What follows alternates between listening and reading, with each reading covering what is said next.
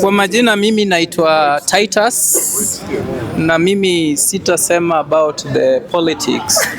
Mimi nitataka kukua technocrat kidogo.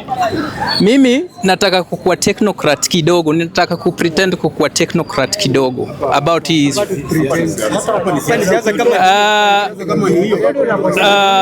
sawa.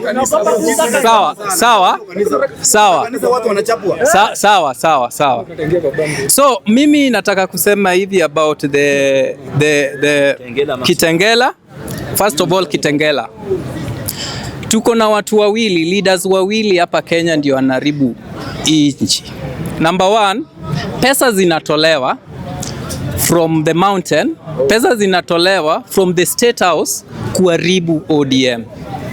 Ukiangalia pesa inatolewa, hata pesa ilitumiwa Kitengela, inasemekana Uhuru Kenyatta ndiye alitoa hiyo pesa. And let me just say this. Let us say this.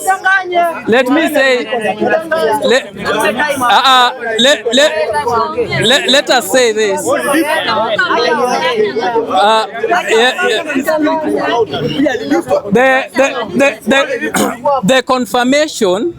See, just a minute. Hizi zote tunaongelea hapa about ODM, about Sifuna, ni hizi vitu tunaangalia kwa papers. Like for instance, ukienda kwa Gata Press, call it a Gata Press, Citizen, alisema ati Oburu amedemand 15 billion. Kufanya nini? Kufanya hii kitu itakuwa kwa election hiyo election inakuja ya ODM. You are not there, but papers ndio inasema.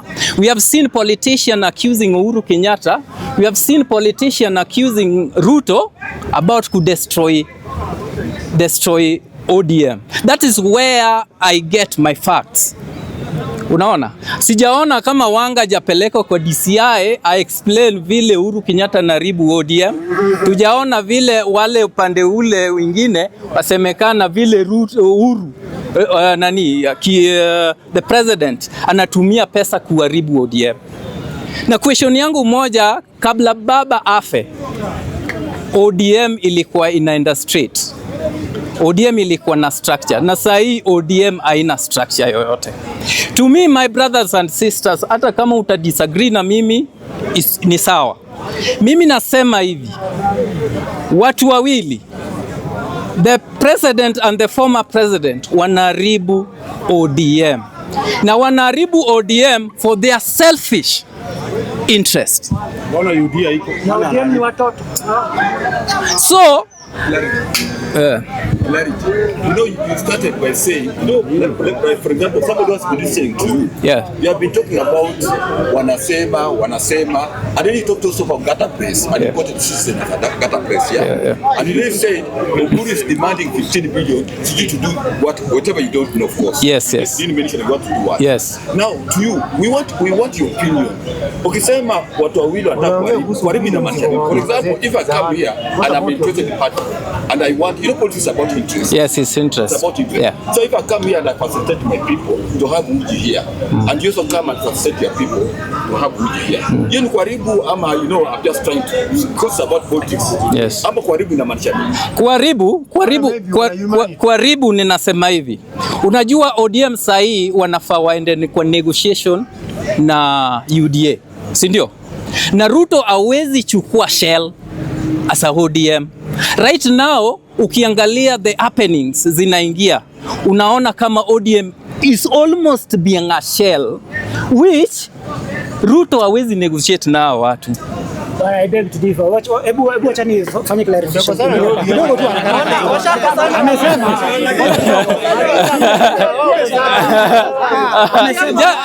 just listen. Don't listen. I'm not pushing you. I'm not pushing you. I'm not pushing you.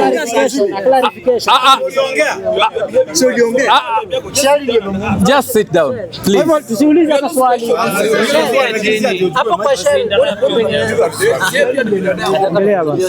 Yeah. So the interest sasa nataka ku explain the interest ya Uhuru Kenyatta na interest ya Ruto kwa ODM.